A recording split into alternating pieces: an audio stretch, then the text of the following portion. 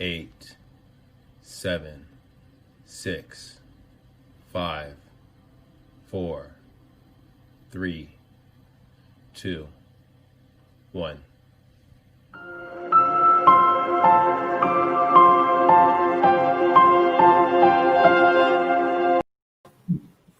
Hi, everyone. How are you doing today? My name is Vinnie, and we have the Zen of Loan Master. The Zen Loan Master. There we go. David Wright. I'm the Zen Loan Master today. I thought about this because I get a lot of people I talk to who talk to another lender prior to me, and they're just bullying and pressuring them with hard sales tactics to get into it, and that's just not my style. Yeah, I mean, it's very relaxed. I mean, we provide the information, allow the end user to make a decision what's best for them. So. I think that is by far the best way to do it. You know, it's like, I don't think there's any correlation with me and Phil from the Chicago Bulls coach as being the Zen coach. I don't think there's any correlation there. No, you don't think so? No, unfortunately, I don't think I'm the same caliber as that gentleman leading that, you know, famous team. It's very yeah. I mean that makes sense. Let's just jump in this. Let's just jump into this right now. All right. So if you're just joining us, this is our first time homebuyer seminar. So where to start? Okay. First, you need to look at your current job of stability. Then you need to look at the future growth opportunity of pay increases. Next, what is your budget and where do you spend your money? Are you saving money monthly? Do you contribute to a 401k? Do you need to start one? Do you have an emergency fund? Vacations, yearlies, goals? What amount do you have for your down payment, or do you need a gift or a home buyer assistance? What's your ideal monthly mortgage payment? These are all like tidbits to put together so we can help you put together a strong game plan. And an ideal monthly mortgage payment, this is something that I bring up a lot and something that David, we both talk about. There's a difference between what you can qualify for and what you can actually comfortably afford. Okay, so yes, maybe you're paying X amount for rent, yet the mortgage payment is going to be substantially higher. You start factoring in, okay, well, I'll less eating out, less coffee, less whatever it might be. Be very hyper aware of what that's going to feel like in your pocketbook. So if you're paying X amount of money for rent right now, and what you can actually excess, put that in your savings account. Yes. Okay, to really kind of protect yourself right there, so you feel that comfort level. Anything else you want to throw into this one, David? You know, I a lot of times when we first sit down with the home buyers that are going from renting to buying, a lot of times the normal answer is when you ask them what's their comfortable monthly payment, they usually say $1,000 above what they're paying for rent, which puts you semi in a close area of where you want to be after tax benefits and all the different advantages you get from being a homeowner. So a lot of times when we, okay. So let's just jump to the next one. Let's jump to the next one. Let's do this. All right. So where to start with home ownership plan? Okay. Wait, just that one. All right. So yeah, sorry, going back and forth, doing two different screens. Sometimes it gets a little confusing. All right. So now that you have, you kind of have at least an idea of what you're looking to do, you want to pick a lender. Okay. Not an average lender. You want to pick a great lender, a lender that can help you out. Now, steps on that journey to pick an honest lender is going to be maybe get a referral. If you already have an agent in mind, maybe have that agent give you a lender that they feel comfortable with, or maybe one or two lenders that they feel comfortable with. That lender that you're going to talk to, right? Look up on Yelp, look on Zillow, look on Google, look on Redfin, look at all the different platforms, put their name into Google, and you'll see a variety of different reviews about them. I mean, if they don't have reviews, there's probably something up there. Read the reviews, dissect them, and then the license number. Experience matters. A high number means newer. Okay, a low number means more seasoned. And something to think about, just because they've been in business a long time doesn't mean they're productive, doesn't mean that they have the ins and outs of what's going on in this current climate. So just be hyper focused. So look up their reviews, look at their information, and look what they're actually doing. Super important. Well, Now that you picked your lender, you did all the steps Vinnie went through, you want to look at it and go, how do you secure your home loan? So unfortunately, getting a home loan is a little more complicated. In the current environment, we do even have a couple more layers and we have more constraints about what we can do. But overall, the things are pretty much the same. We're going to look at your 2 years of job history, 2 years tax returns, 2 years W-2s, 2 years basically of job security. Then we're going to look at your credit. Now, for those of you out there who have Credit Karma, freecreditreport.com, your credit card gives you a score, all that stuff, unfortunately, that's not your real score for a mortgage. Those services are great for small types of things you're buying, small types of cars, credit cards. When you're getting a mortgage, the score is very restrictive. You know, we're going to take your middle score, because you have 3 FICO scores, TransUnion, Experian, Equifax. We pick the middle. We'll analyze all your data, tax returns, income, job stability, and credit. And that's how we go about looking to make sure that we can get you to qualify for the best loan that fits your goals and needs. And like Vinny's saying, most importantly, your monthly payment. Now, you're going to see right here in step 3 of like the 30-day pay stubs, 2 years W-2s, and everything like that. This is, ideally what a lot of banks, lenders want. And when you deal with a brick and mortar company, for the most part, they have these guidelines that they need you to put you inside, right? Yet, a lender like David, he can look outside it. Maybe you own your own business. Maybe you only have 1 year of W-2s. He can put together a game plan to show the underwriter, right, why you should be able to qualify for a property. Now, an easy way to kind of describe what that underwriter is, it's like he's like the judge, right? And David's like the attorney. He's trying to build a case of why you, the buyer, should feel why they should feel comfortable on giving you a loan. Okay, so he needs all this information, and maybe you don't have some of the stuff that they're requiring, yet he can put together information and build a case saying, hey, you know what, this is why this is the way it is. Okay. That's a good way to put it right there. It does make a much better way, because when you look at it, we're basically trying to find you to fit into a certain box that's best for you. And a lot of times with the underwriter, they're looking at things different than the way we're looking at it. Now, so what's most important to you? Is it monthly payment? Is it location of the home? Is it the appreciation of the home? Is it future rental value of the home? Now, if you're focusing on more of the rental aspect of buying a property, you might want to join us for one of our investor seminars, first-time investor seminars. We do that off and on. One weekend we'll do the buyer seminar. One weekend we'll do the investor seminar. We usually kind of go back and forth. What's important to you about the loan? Is it down payment? Is it interest rate? Is it low cost to close on the home? Is it lowest long-term cost? Now, something to really think about with interest rates, okay, they fluctuate on a daily basis, all right? Good call. Yet, you only lock those rates in when you're actually in escrow.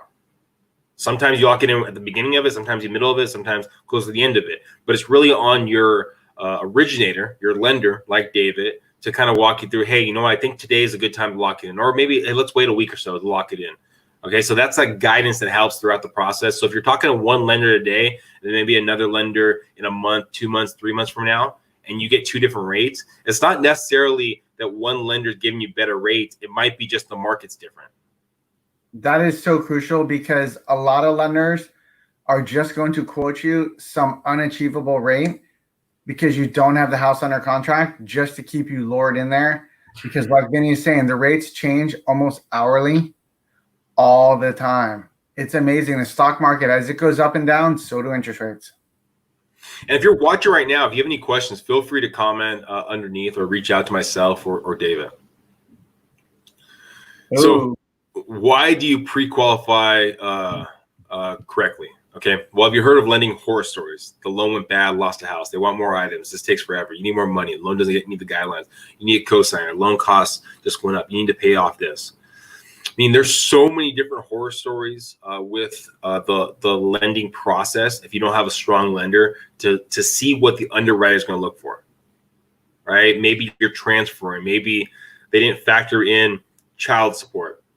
They didn't factor in a lot of these different things. And now they're finding out later on. And that picture is what happens when your loan goes bad. You have to go to another lender who's hoping to pull a rabbit out of a hat and make your loan still close. That's why you do the pre-qualification correctly. You don't want to, in the middle of escrow, get a phone call. Your agent calls you, your experienced agent, your good agent goes, hey, listen, I don't think your lender is going to perform. And we got to pull a rabbit out of a hat here. We got to switch lenders. Boom. On to the next one. All right, you want to jump into this one? Let's jump in here. There's many types of loans out there. You know, just like there's many types of houses, there's lots of different loans. So you have FHA loans, VA loans, conventional loans, jumbo loans, USDA loans, construction loans. You have all these different loans. Now, most of the time people look at it and go, what can I get into with the lowest down payment? Well, we do 3% down loans. 3.5% is pretty much your normal. And there's down payment assistance that you can get where you can even buy a house with no money down. And then there's VA loans that have no money down and they have no limit as far as how large the loan amount can go, as long as you can qualify for it, which is amazing. And then jumbo loans, that slide right there, we used to do 10% down until about 2 months ago. So I got to update that because with COVID, now we're stuck at basically 20%. Oh, we have a guest. We have a special appearance. So, no, don't touch that. So basically, that's your overall thing for the loans. Vinny, you want to help with the home prices right here? Yes. Median home prices. So right now, the median home prices in San Diego County are $643. If you've been watching our market up, actually 92105, but if you've been watching our market updates, you've been seeing we kind of had somewhat of a shortage of inventory out there. Now, appreciation. If you factor in what's happened in the last 5 years in the 92105 area, right, you would see a growth of a close under 200,000. Now, I dislike the idea to say, okay, what happened over the last 5 years is going to happen in the next 5 years, right? So, and it just gives us a reference point of where things are kind of coming from. The biggest thing to really focus on is not necessarily appreciation, but that monthly payment, because the market's going to go up, it's going to go down. It always goes back up, unless you think the U.S. economy is going to drop, which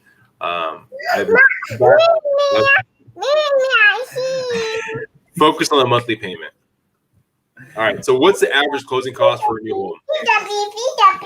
Closing costs are an average about 2.25 of purchase price. All right. So 500,000, around 11,000 of monthly payment. And closing costs vary month to month because of property tax. So also too, they change based off of when you're closing. If you close beginning of the month, end of the month, I mean that closing costs can vary. Okay, it also will factor into when your first payment's going to be. Right, so sometimes when it factors in, if it's basically end of the month, right, when you're closing on it, your first monthly payment on your mortgage might not be that the next month or the following month. It could be the following month. On top of that, so that all factors in. And then lenders can credit you as well towards closing costs. And then, sorry about that brief interlude we had right there, but that's what happens sometimes. Just to touch base with the little things about the loan cost. The other thing you have to realize is title and escrow and California property taxes and insurance on your loan. Those are your major costs as well. Your lenders out there, their fees are all going to range pretty similar, between $1,300 to $1,900. Everything else is basically property tax, title, insurance, all that stuff, but that adds up very quickly. And the other thing that Vinny touched on, closing costs being negotiated by your agent, that's a huge one. If you can get it done, it's awesome. You can't get that done all the time because sometimes deals are so hyper competitive. So you need to be conservative and always plan on having those closing costs. Yeah, and you can roll those into your offer. So things like that. I mean, it's really also too, you can sell points and buy points. So you have money towards your closing costs to be rolled into your loan. That's going to factor into your rate on the property. So sometimes when you see basically a really, really low rate, it might mean that you're actually paying more on closing costs to buy down that rate. Other times, if a lender's maybe giving you a little bit higher of a rate, right? Yeah, they're actually giving you some credits towards your closing costs. That all kind of factors in. So very important things to think about when buying. How long do you plan to own the home? All right. At 5 years minimum, hopefully 7 years. That's usually the guidelines of when people are looking to own a property for, usually 5 to 7 years. Now, where you buy is important. It really helps with resale and future rental value. Does buying a home still allow you to have life and sleep comfortably? Can you save money towards your retirement with this new home? Now, these are kind of all things you really want to factor in when purchasing. And this is also going to go into the game plan when you sit down with your lender or your realtor, right? To figure out what's your scenario, what's your game plan, what are you looking to accomplish with this purchase? Those points so true, because overall, even if you get the house and you get the loan, but you can't sleep at night, that was a bad call for you. And we touched on the retirement. You need to make sure you save, ideally $19,000 in your retirement account per year, along with your house purchase, because we're looking to help you long-term build wealth, build a peace of mind for later on, so that you're in a great position throughout your life to enjoy the benefits of owning a home and retirement as well. All right, so let me jump into this one. This is because I'm kind of biased, my friend, because I have to unfortunately clean up a lot of messes that are created sometimes by bad lenders, sometimes bad agents. But the biggest mistake you can make is not choosing the right realtor. So just like Vinnie talked about picking the right lender, you got to pick the right realtor. You could ask your friend, or you could just go hire your friend who just got her license, or you could just hire the person at Starbucks that just got his license. These are all big mistakes. You don't want to do this. You want to work with a true professional. You want to work with someone that actually closes deals, not pretend on social media, not because they have a great Instagram account, but they really don't sell anything. You want to look them up, check their reviews, check their license number. Do they do this full time? Do they own a home? How many homes do they actually sell? You can check all this. Experience matters. It's huge. This is the largest investment of your life. I can't stress how important it is to pick the right agent. It's super important.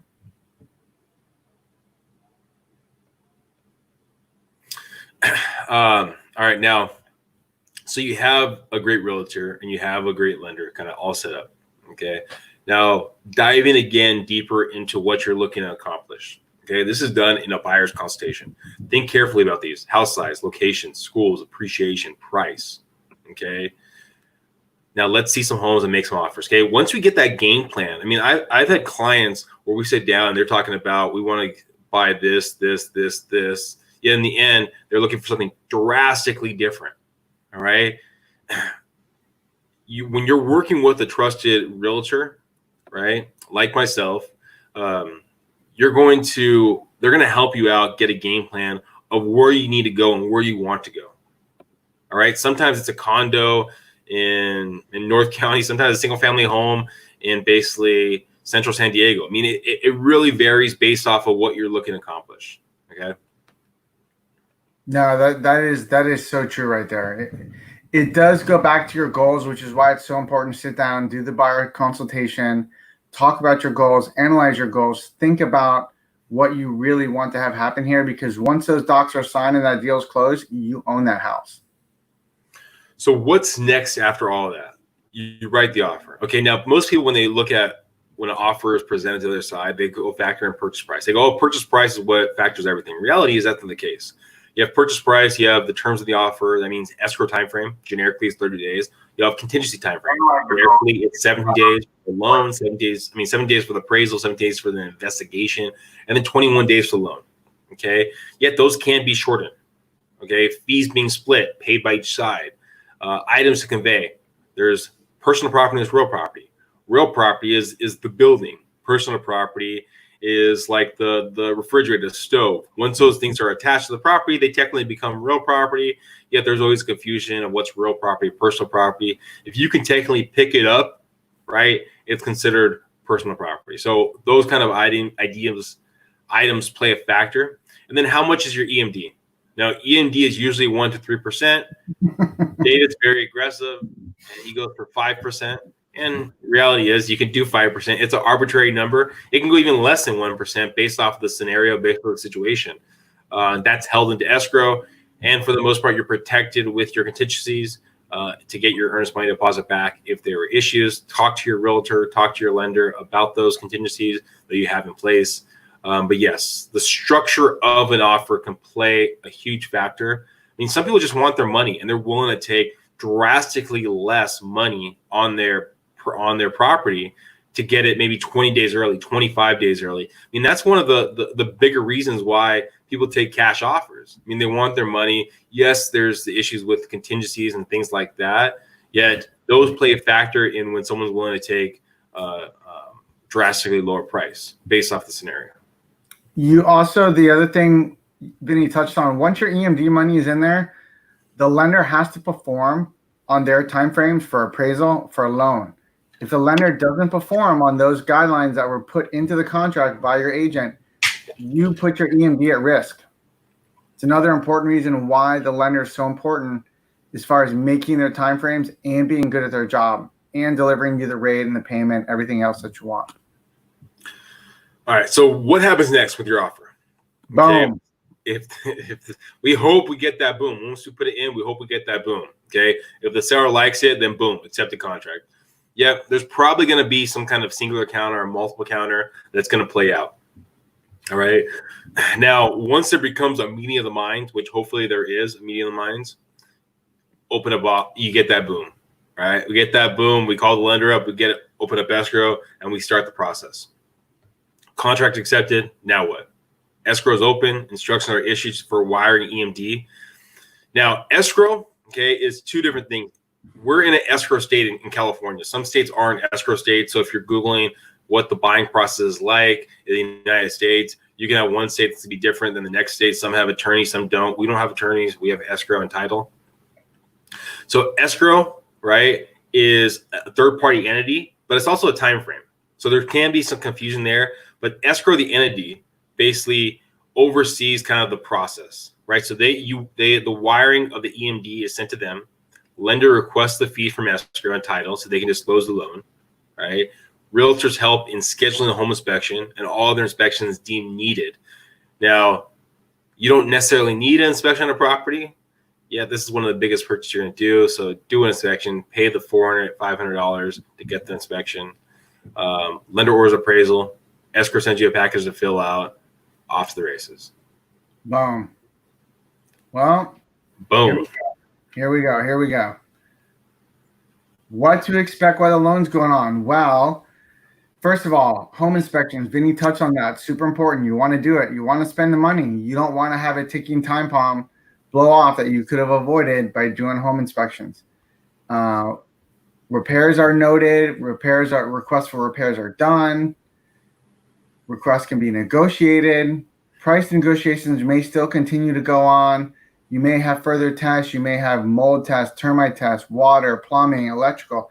A lot of different things that your experienced agent is going to point out to you to say, hey, I really think this is an issue. We should look at it. Or, hey, the roof looks kind of old. Maybe we should look into that. Maybe we need a roof cert.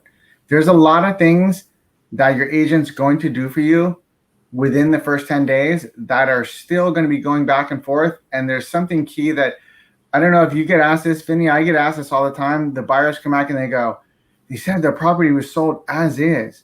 Does that mean I can negotiate nothing? What do you think about that? So you have two negotiations that happen. You have a negotiation that happens when you're getting an offer accepted, and you have a negotiation in escrow. Okay. Now, sold as is, even though it says sold as is at the beginning, the onslaught of it, you still, if you find stuff during the inspection, you can request that. Maybe the seller will say, no, we relayed that we're not doing any kind of repairs and won't take care any kind of do any kind of negotiations. Yet, if there's new knowledge or if you're trying to press the issue, you still have the ability to request repairs. I would talk to your realtor in the process and ask them. I mean, there's been times where we sold as is, yet we're in contract and we find some stuff that we weren't aware of, and we asked for repairs, and we were able to get a meeting in the mind. So talk to your realtor. I mean, that's why it's so beneficial to have someone that's done this on a consistent basis, just so they can kind of walk you through what's possible. And then further tests Usually you're going to have a termite inspection that's going to be done on the property, water, plumbing. In an older property, if you have the cast iron piping, you probably want to get it scoped. There's remnants of mold. And also, too, something to really think about, based off your home inspector, you're going to see it a lot. I mean, if you're in escrow or just closed escrow, you're going to see further evaluations, or we're not specialists, or however they word it for their home inspection. You're going to see that a lot. So really dive deeper into seeing if you do need a specialist for each item that they call out. And then what to expect on the loan side. Why don't you jump on this? Let's jump into this. So while you're doing all your inspections with Vinnie and going through everything, the loan is working. There's a lot of things that are going to go on behind the scenes, and there's a lot of steps we have to do to make the order go properly so it's smooth and easy on you. So what happens is, like Vinnie mentioned before, once the contract is accepted, we request fees from title and escrow. We get them. Then we disclose your loan, which means we send you an initial set of disclosures. These are all estimates. They say estimate all over them because they're not finals, because we have to fine tune everything. Once you sign those initial disclosures saying, hey, I understand I'm buying this house. I understand I'm getting a 30-year loan. Or if you're really a high stakes gambler, you're taking an ARM, even though the rates are the lowest they've ever been in history. So that also will go out to your disclosure saying you're getting a home loan. These are estimates. This is the home you're going to buy. This is the loan that we're thinking about doing. And then from there, once those are all signed, your loan is going to come back. It's going to go to processing. Processing is where we look at all the documents that we believe we're going to need and fine tune them before we ship them off to the underwriter. After your loan gets shipped to the underwriter will go through and verify how the lender initially set up your loan to make sure it meets all rules, guidelines, parameters, and that everything works perfect. And they will sign it off. The lender signs off. And then usually there's a small set of conditions, if your loan was done correctly, that we come back and ask you for. Once we get all those conditions back from you, whether it be page 5 of a bank statement that you missed, or we verify with your employer, because right now we verify with your employer 3 days before we close. We check with your employer to make sure you still have a job. With the COVID thing going on, we're checking all the time with your employer.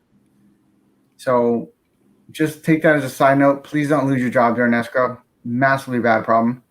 Or at least tell the lender that you lost your job, so they don't find out later on. So we don't get hit on the head with that, because that does happen. Yeah. And once we get all the conditions back, underwriter signs off on them. We issue what's called a closing disclosure. This thing was started back during the last housing recession in 2010. It was 10 years ago, people. Housing recession. Don't see that coming, but never know. So once the closing disclosure is signed, there's a 3-day waiting period. On the 3rd day, you sign your loan documents, and then we prepare to fund. Now, something interesting to know, Vinnie, during this whole COVID thing, we're now doing digital loan signings. The old way of signing 50, 60 pages of paper with a notary, done. We now have like 5 to 7 pieces of paper. You sign with a notary, everything else is electronic, and you're done. Yeah, you're going to find a lot of things right now that have kind of varied a little bit with showings, with basically appraisals. I mean, some appraisals are doing drive-by appraisals for showings of properties. You have to sign PAD forms. I mean, a lot of things have changed with the whole corona. So talk to your lender, talk to your realtor about kind of what's changing, what's new in the process. And by the time you're watching this, you'll be watching this a week from now, and things could even be changing more so. So, yeah, just be aware of that. Talk to your trusted resource. Now, is any of this process different in a challenging market? The market's changing at such a rapid pace. If you watch our market update, you'll see that we currently have about 1,200 more properties under contract than we do have active on the market, under 700,000. And then as the market as a full, we have more properties that are under contract than we do have on the market. So it really just gives you an idea. Inventory is fairly starved. We sit about like 4,100, 4,000, somewhere around there, of properties in San Diego County, which last June we had about 7,800 properties active on the market. Wow! So it gives you kind of a reference point. Again, you got to say that. That's so huge. about 4,000, 4,100 compared to last June. We had 7,800. So the market is craving for inventory. Properties are selling. Business is still being had. So if you're looking to buy, talk to your trusted realtor, put a game plan together, know the market, understand the market, so you can get out there and actively find the right property for you.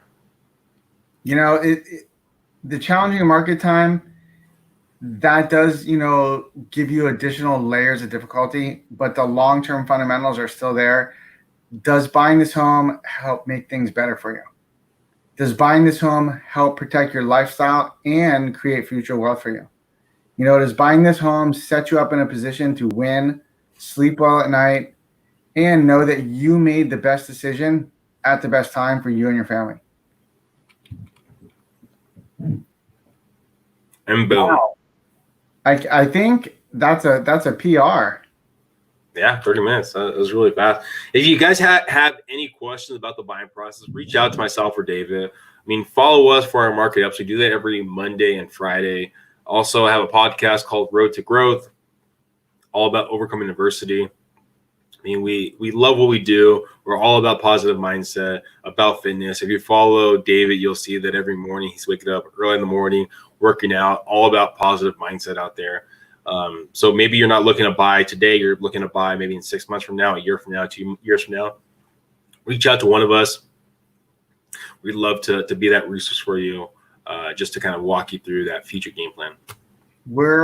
Me and Vinnie are working on the same things you guys are working on every single day. It's how do we make things better for the people around us that we love, and mentally and physically super important too. If you're not happy, it's bad times. So you want to make sure you're taking care of your mind and your body and your finances, because finances bring a lot of people a lot of stress. So remember that. All right. Thanks, everyone. We'll see you on Monday. Boom.